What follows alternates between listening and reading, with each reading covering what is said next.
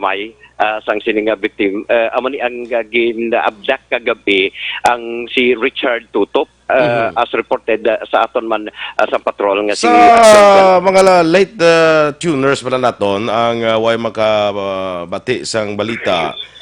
Paano ni siya ginabda kagabi, Aksyon Alvin? Aksyon na boy sa initial base man sa pagpangusisa ni Aksyon na dyan kag sa mga kapulisan of course ng police station number 2 ini siya ang gin-abduct sang hindi mga more or less mga duha tub tatlo ka tawo ginsakay sa isa ka van kag gindala sang wala mahibaloan nga direction base ini sa pagpangusisa man ni Aksyon Jan Diaz Sa di ini siya tampi ginabdak, Aksyon Alvin? sa gin-abduct ni siya Aksyon boy sa area sa Dalan San Juan sa Barangay 3 no siyudad sang Bacolod mga more or less mga alas 6 kagabi Action Boy kan dito magsala kay amo ni nga una nga break diri sa patrol kahapon nga adlaw Action Boy no actually ari kita nagatubang mismo sa kay natapos na tonto na istorya ang amay ari kita Action Boy gapadulong sa morgue mismo, Action Boy. So far... So sa pag-abda kagabi siya, may mga tao nga nakakita man sa pagkuha ni siya kay Richard Tutop? Amo ni Action Boy no ang ginausisa pa man sang mga katapos sang police station number 2 sa idalom ni Police Major Sherlock Gabana kung bala may nakakita kag naka-witness kung base may mga identity man ining suspect nga nagkuha abi sa diri sa victim Action na boy no diin ginasang aga mga launa ang takna na sa puan ni siya Action Boy sa may dalan along Felisa Road barangay Mansiningan diri sa siyudad sa Bacolod ato bang langgid no sang East Home 6 diin again confirman ini ni Police Major Carmelo Nermal ang biktima ang nakaangkon man sang pila sa iya sininga ulo in fact may mga nakuha man nga empty shells no 5 ka empty shells sang wala pa mahibaluan nga kalibre pero armas. Ining si Richard Action Alvin taga Barangay 3 gini siya. Yes Action Boy. Kag sa aton kapulisan sa record nila ining si Richard Tutop ano ni siya nga klase drug personality na siya sa Barangay 3? Amo ni Action Boy no ang gina-confirm man kag gina-investigaran man sa mga katapo sang police station number 2 amo man ang ongoing pa man ang investigation nila as to sa personalidad sang sining bang ni Richard Action Boy. That is why sa police station number 2 nga amo man ang padayon man nila nga investigaran kag humalin pa kagabi pero i-confirm ko lang ining amay bala nagpahayag kay ina nga si ining si Richard Tutop ang ining nasapuan nga bangkay nakaagi na ni siya preso man. Yes, ang bangod man sa kaso sa drugs. Yes sir, Action Boy.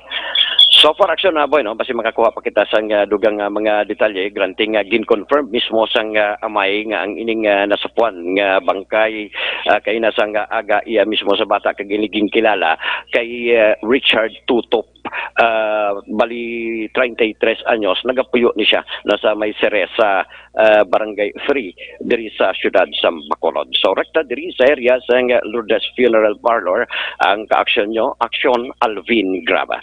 Una sa balita, una sa aksyon sa Bacolod, Aksyon Radio.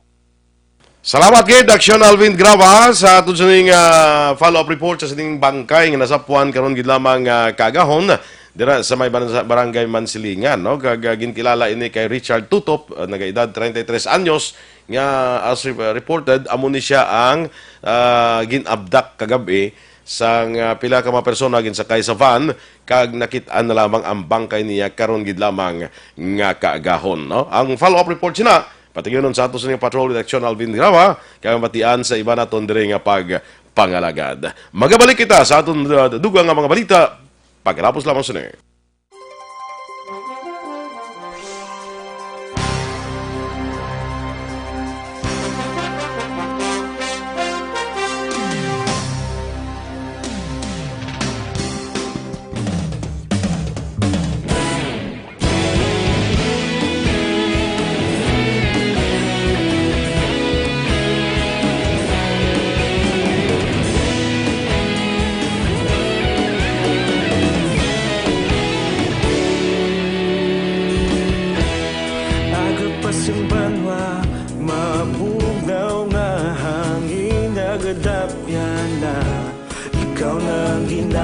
pamatian namon ginasandigan. Tingog sang probinsya, kamatuuran ginapalap na. Minsay nga may dala, paglaom kag kasanat. Tinuig na nagligan, ikaw gihapon ang ako nga istasyon. Sa pagbudlak sang adlaw, sa pagtuhaw sang biton, mga balitang ang dala inspirasyon. Aksyon radyo, bakulog man sa gihapon. Patayon aksyon radyo, bakulog saludo sa imo. Patayon aksyon radyo, salamat kisa pagserbisyo. Patas kag balanse, matuod nga mensahe, wala sang ginadampingan. Patayon aksyon radyo.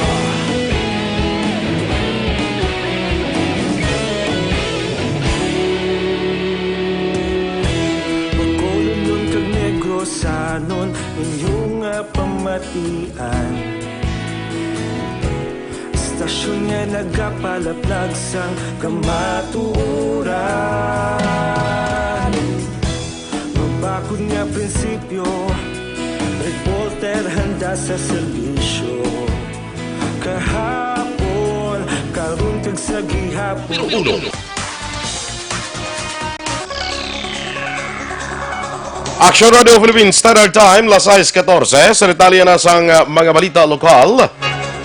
Kapin sa 3.5 milyones pesos ang nakumpiskar sa 5 ka mga persona nga nadakpan sa drug bypass operation sa gintingog nga puwersa sang Talisay kag sila CDPNP sa isa ka apartment sa Menlo Village Phase 3, Barangay Zone 10, Siyudad San Talisay kahapon sang hapon Miyerkules.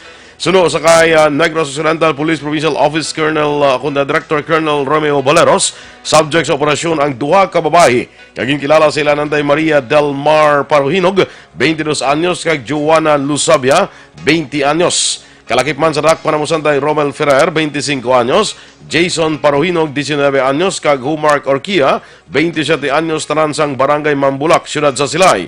Ana kumpiskar nga droga ang ginapatihan na idagdag kuntan sa pila ka mga barangay sa siyudad sang Talisay. Gin panginbulahan ni sila City Mayor Mark Golez ang madinalagon nga bypass operation sang kapulisan agud madakpan ang 5 ka mga persona kag nakumpiskar ang kapin 3.5 milyones pesos sang ginasuspetsohan shabu. Sunod kay Golez, ini ang resulta sa pagtinguha sa kapulisan agud madakpan ang tanan nga nagaintra sa transaksyon sa ilegal nga droga kag mapatuba na nagapanguna nga programa sang gobyerno nasyonal. Ginkasubo ni Golez tungod tama pa kahubin sa mga nagkadakpan sa diin, temprano pa nahiluan ang ila pinsar sang droga. Sa piyak sini nagalaom si Golez nga preparado ang mga nagkadakpan sa pagsabat kag wala lamang sang teknikalidad nga matabo sa operasyon agud mahatag leksyon ang nasambit nga mga persona. I commend them and I'm happy. Imagine kadamo sini nga hilo. May lang natapna ang mga involvado dire. But ang sa babaw sini wala pa. Amo nang ginatutukan naton. Kabahin sang pahayag ni sila City Mayor Mark Golez.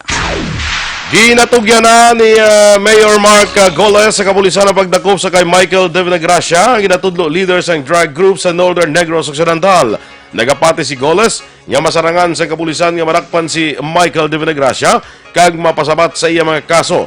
Sunod sa alkalde, napasungka na niya sadto si Michael kag napreso apang palaligban sa iya kung paano pa ini naka-absuelto sa kaso. Sa piyak sinigit pasiguro ni Golez, hindi maguntat ang administrasyon nga tutukan ang kampanya sa pagtapna sa illegal nga droga nga isa sa iyagin promesa sang nagapapili pa lamang sa pagkalkalde sa siyudad sang Silay. I will leave it up to the police. Ingana na obra. They're the ones I just give them logistical, financial support and then it's up to them kung paano na magtapna sila and then they just give me the reports. Hindi basta-basta nga matrack si Michael De Vinagracia bangod nagasaylo-saylo inis ang lugar sa Tion nga may baluan nga mainit ang operasyon sa kapulisan sa lugar nga iya ginahamtangan. Suno kay Negros Occidental Police Provincial Office Director Colonel Romeo Baleros, may intelligence report sila nga nabatol nga nagadiretso sa iya komunikasyon sa iya dagdagan sang item si Divine Gracia kabangdanan nga hindi ini dali-dali nga madakpan. Nagalaom naman si Baleros nga tungod sa koordinasyon sang pumuluyo, mas madako nga tsansa nga malocate na nila si Divine Gracia. Ginpanugyan ni Baleros kay Michael nga magpanago sang maayo tungod hindi sila maguntat sang ila operasyon para ini ang madakpan. Nakapilar si Silay City PNP Chief Major Rolly Puntevalla sa mga illegalista nga magsungka na kag hindi na paghulaton pa nga may matabo sa ila. Una din nadakpan sa Silay PNP sa koordinasyon sa Tilisay PNP ang 5 ka mga natudlo miyembro sang Michael Divine Gracia Group sa siyudad sang Talisay. Sunod kay Puntevalla, tubto wala nag-untat ang mga nag-intra sa transaksyon sa droga, hindi man mag-untat ang kapulisan nga magpatigayon sa operasyon agud dakpon ang mani. Samtang ipahag ni Puntevalla nga malawig nga surveillance ay ginhimo agud manakpan ang duha ka mga subjects sa sining operasyon. Sa mga dugang balita lokal, dakop man ang duha ka mga standby sa buy-bust operation sa Kabankalan PNP sa Purok Malipayon, Barangay Biniquil, siyudad sa Kabankalan, Lunes sang gabi. Ang mga suspect ang ginkilala nga Sanday Karel Villalba, 39 anyos, kag Robert Madalag, 57 anyos, tanan nagapuyo sa among nga lugar. Nakuha sa poder sang duha ang balor 12,000 pesos sang ginasuspetsohan shabu, drug paraphernalia kag kwarta. Sanday Villalba kag Madalag preso karon sa custodial facility sang Kabankalan PNP kag natalahan ang apasakahan sang kaso nga paglapas sang Republic Act 9165 o Comprehensive Dangerous Drugs Act of 2002.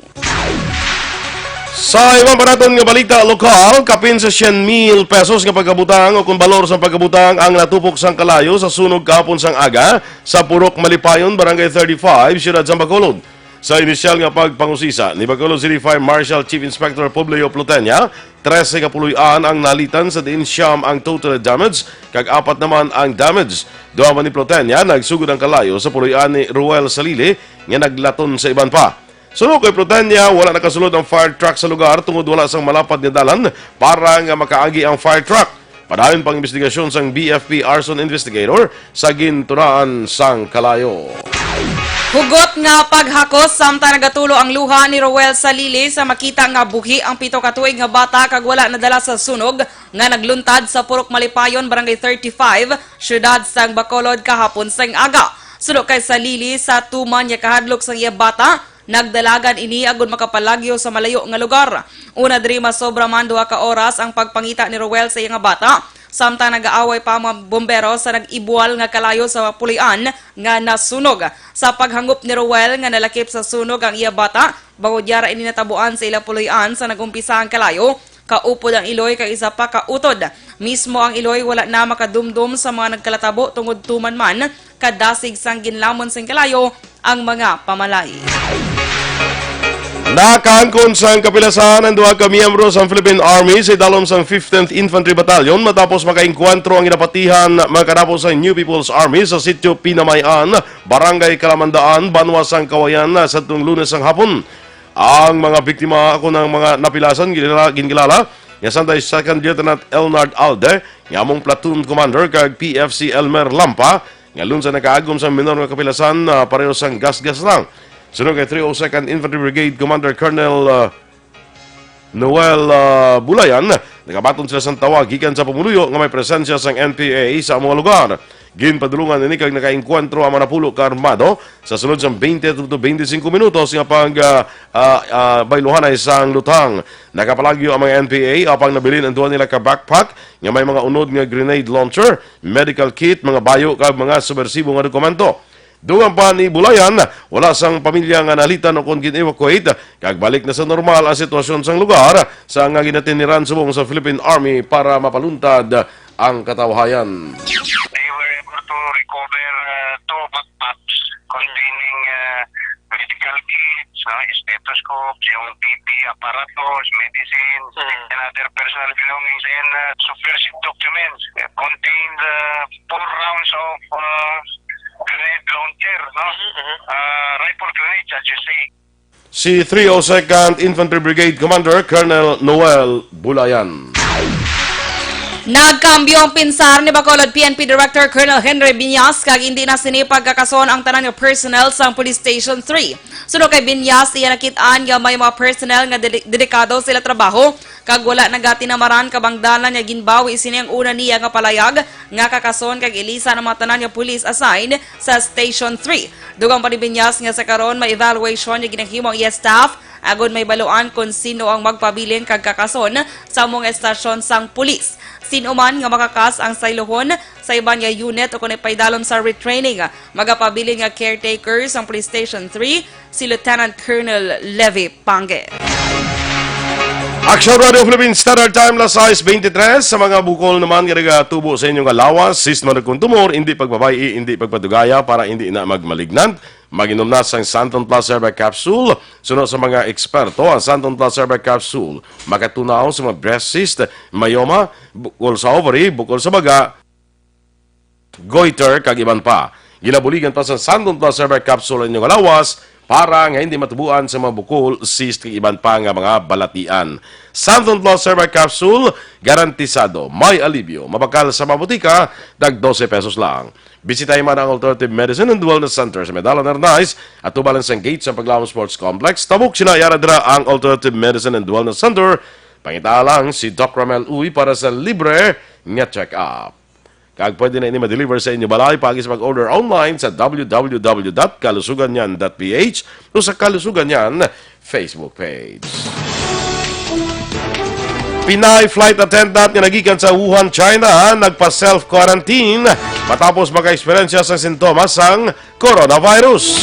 Ina, kaiban pa naton nga balita nasyonal sa magbalik sa Aksyon Balita. O kung Balitang Bayan, Numero 1. Live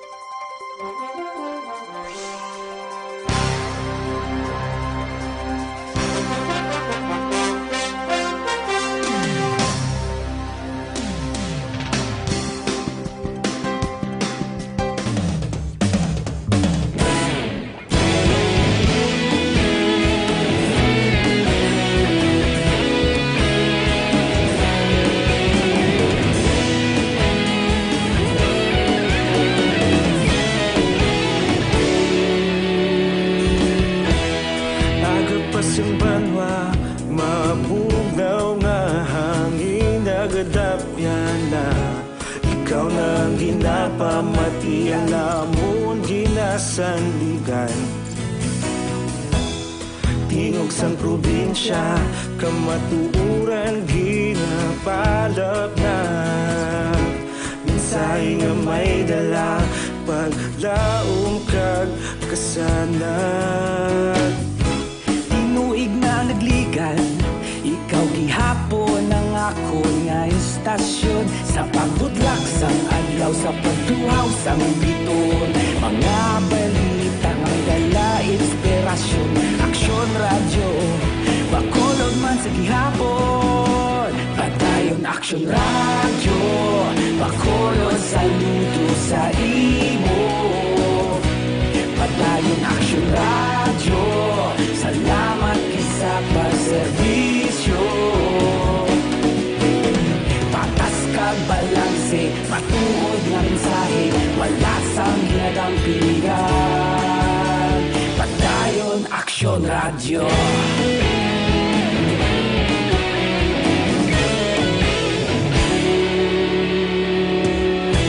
Bacolod nun kag Negrosanon, inyong pamatian.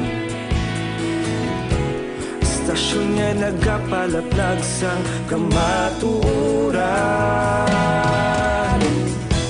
Mabakod nga prinsipyo, reporter handa sa serbisyo.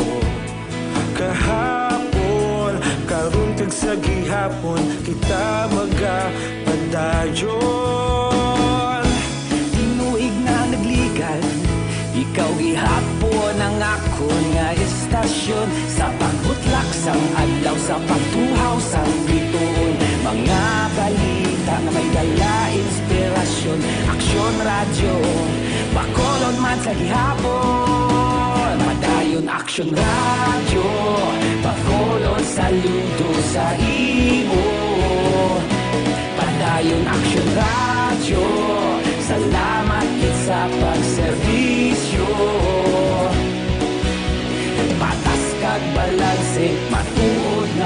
mensahe wala sa ginadampigan. Padayon Aksyon Radyo. Una sa balita, una sa aksyon, sa Bacolod Aksyon Radio. Una sa balita, una sa aksyon, sa Bacolod Aksyon Radio. Ikaulog na na'y sabisan anong nakahintangan. Responsable na pagbalita, padayon na ipalaknan. Malasig pero sigurado, aksyon na may dalang pagpalanggan.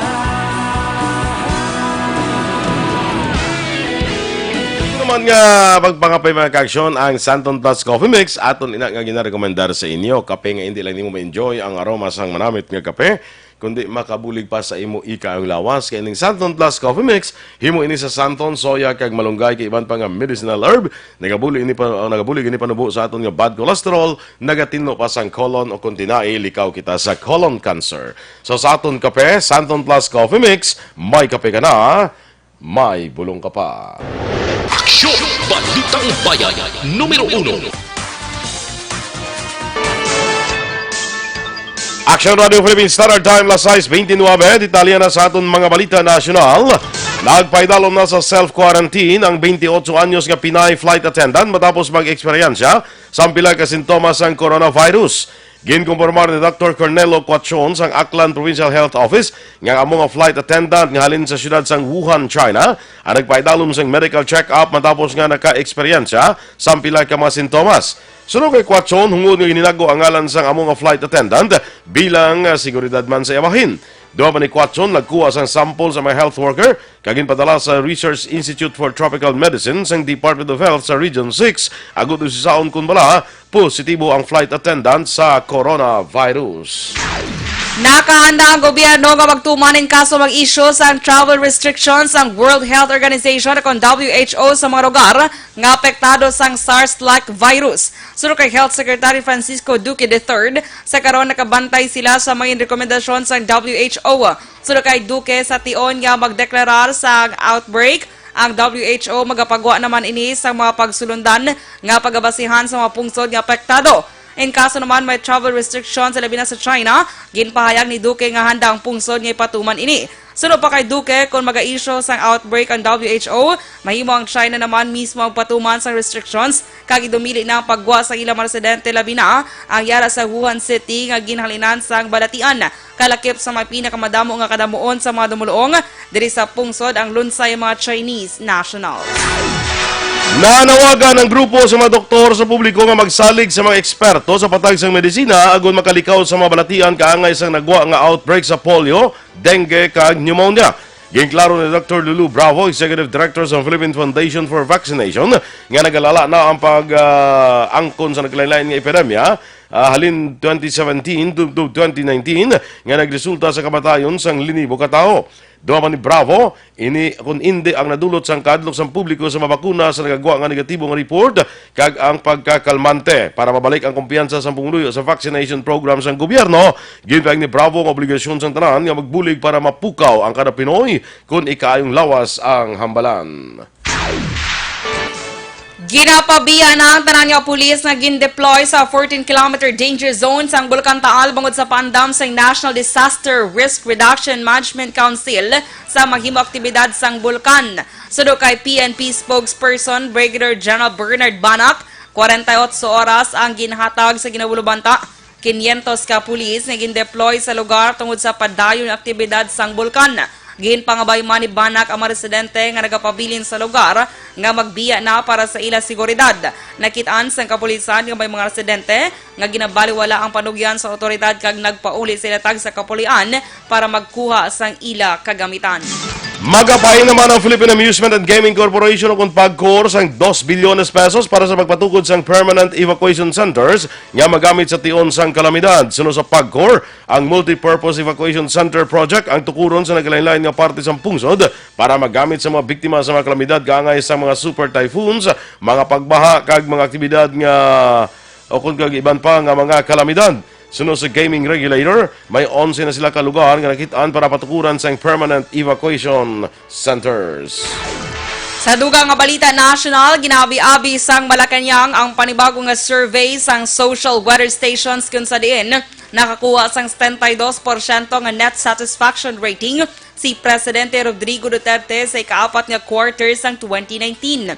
Sunod kay Presidential Communications Operations Secretary Martin Andanar, ini tungod ginatinguan sa administrasyon nga makaangkod sang reforma kag programa nga makabenepisyo ang pumuluyong Pilipino.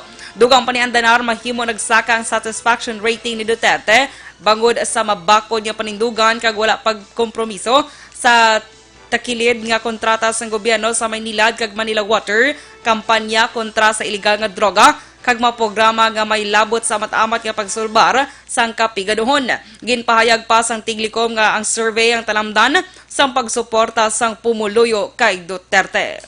Aksyon Radio Philippines Standard Time, las 6:34. Ang mighty C naman ang alkaline nga vitamin C nagaedukar, nagabalanse, kag nagapapakod sa aton nga immune system. Ginatap na ang mga infection, ubo, sipon, trangkaso, TB, pneumonia, kag iban pa nga mga balatian. Kag ang mighty C, ang alkaline nga vitamin C, manamay maningan antioxidant nga vitamin para sa mata, ginatagan sang alibyo, nagakurap-kurap nga mata, katarata, kag glaucoma. Para sa mas epektibo ang kombinasyon, mag-inom sang Mighty C kag Santon Plus Herbal Capsule. Inyong ipamatiya na aton mga balita diri sa Aksyon, Balitang Bayan, Numero 1. Standby na sa Aksyon Report, second portion. Upod ka Aksyon, Fred Salanga. Balikay kita sa Aksyon Balita Morning Edition. Upod gabon sa inyo News Team. Aksyon, Dorel, Cabatu. Kag-Aksyon Boy Duran, una sa balita, una sa Aksyon, sa Bacolod Aksyon Radio.